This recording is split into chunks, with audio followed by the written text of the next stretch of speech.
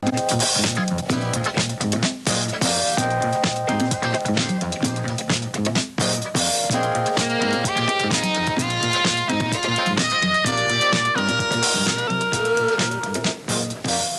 evening, I'm Stewart Klein, and welcome to Off the Set. You are about to meet three pioneers. They are not in the same class of, say, Daniel Boone, but their job was harder than Boone's, for they did live television in the early days here at Channel 5. And we've invited them back for three reasons. First, this year marks the 40th anniversary of WNEW-TV. Second, their work is now featured at the Museum of Broadcasting in a new summer-long exhibit called Metro Media and the Dumont Legacy. And third, it's just a treat for me to talk to them. They are Fred Scott, a staff announcer at Channel 5 for 30 years, who was also the commercial ranger on Captain Video, which Fred will explain shortly. Quiet, fellas. The unique Sandy Becker, the man of a zillion voices and characters who needed them because he was probably on the air more than any other human being. And the inimitable Soupy Sales, who, since I want to start this program on a high plane, will now greet you as White Fang.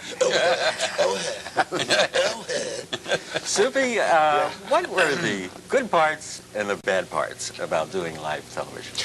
Well, first, a salute to guys like Fred and Sandy and to all the people who did live shows in those days. Don't forget, in those days, you had to come up with 5 shows a week. And it only represented your future is if you had ratings enough and you beat the competition to stay on the air, because if you didn't, they got somebody else. And don't forget, in those days, they didn't give you producers and writers. You did everything yourself. So when you saw Fred or Sandy or myself in front of a show, or whether it was Chuck McCann or Fred Hall or any of the Sonny, we did it. You did it yourself. You didn't have that help. There was no budget for those things. So every day you put your life on the line. Did you ever have any real disasters? No. Disasters? Well, you always have disasters when you're doing live. Give me an example. Well, I don't think as much as a disaster as much as it's pretty funny. I remember one time when Frank Nastasi was doing Pookie Behind the Window, and he used to lip-sync records, and we had a floor director named Lenny, who was really little short. And Lenny Messina. Lenny Messina, that's right. Yeah. And it comes to the end of the show, and don't forget now, when you're ad-libbing most of the shows, you have not gone in and timed them, so you really had to work on that balance of getting out on the half hour or the hour.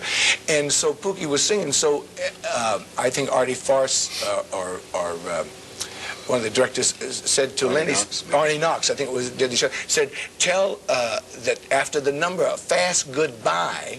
So when they took a close-up of Pookie singing, something like that, he tells me off to the side, he says, it's a fast goodbye after the number. So I said, tell Frank.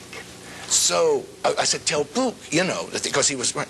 So they pulled the thing back, and Pookie was at the window, and Lenny was down in front of him going, there'll be a fast goodbye after your number. Well, naturally, Frank is doing the thing, jumping like that, see, and Lenny turns, he says, he's not paying any attention to me. Let's show an excerpt of vintage Soupy, and this is one of the clips that you will see at the exhibit at the Museum of Broadcasting if you want to drop by. It's classic Soupy. Hey, let's find out now what the weather's going to be around the country, and all we have to do is turn on the old radio, right, gang? Right! Yeah. A little hostile. Do you like southern fried lasagna? Do you have a hankering for food that'll melt in your mouth? Then try our ice cream. Well, you're in for it at the new restaurant everyone is raving about. Do you like sweet and sour, sweet and sour? Are you crazy about egg roast parmesan? Then you'll love the new Chinese Italian restaurant, Chan Luigi's.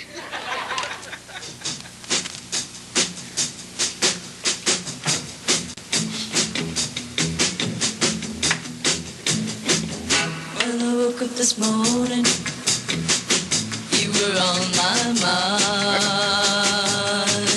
And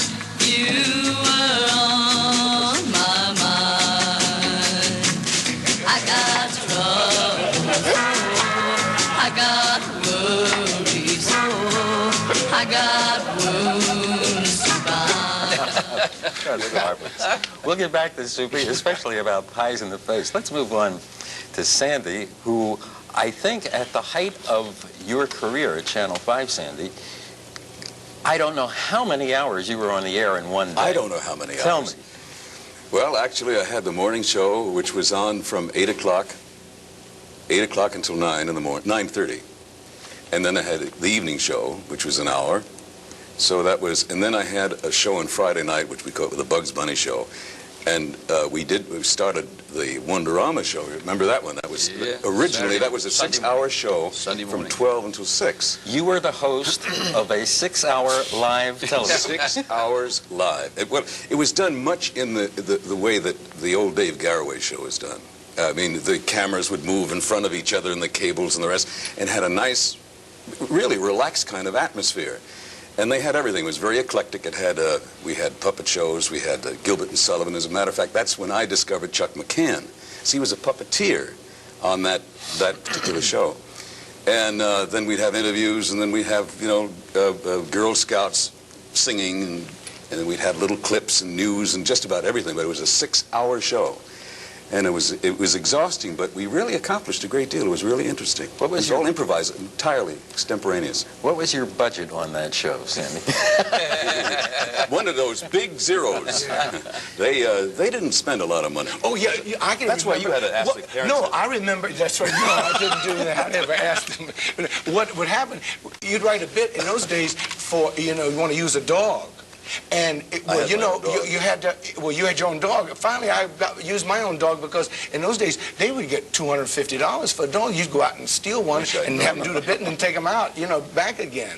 I wish I had known that. I had Shotzi. I could have made more with my dog than I did. Doing all those shows, Sandy, you created a million voices, it seems, and a zillion different characters. And we have a clip of one of your classics, Hambone. Oh, yeah. Yeah. We'll talk about that after we see it, and you can tell us about the derivation of Hambone. Okay. Okay.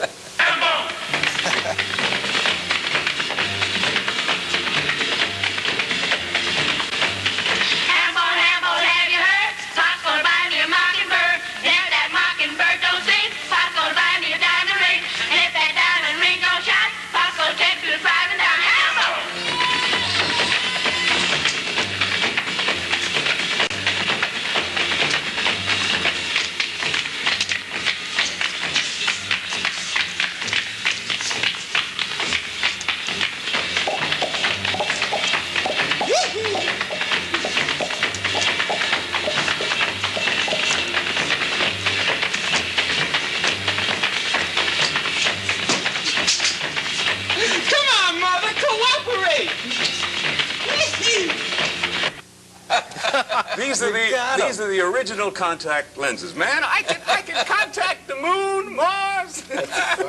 How did that character come about? Well, I'll tell you. Actually, the song Hambone is an old, very old song. And I used to get records in Harlem in a little place, I don't know if it exists anymore, Bobby's Record Shop. And when I heard Hambone, and it was this Hambone, and I thought, and I was doing the show, and I thought, there must be something that I can do with that. And conjured up somebody who was outlandish in some kind of a crazy garb.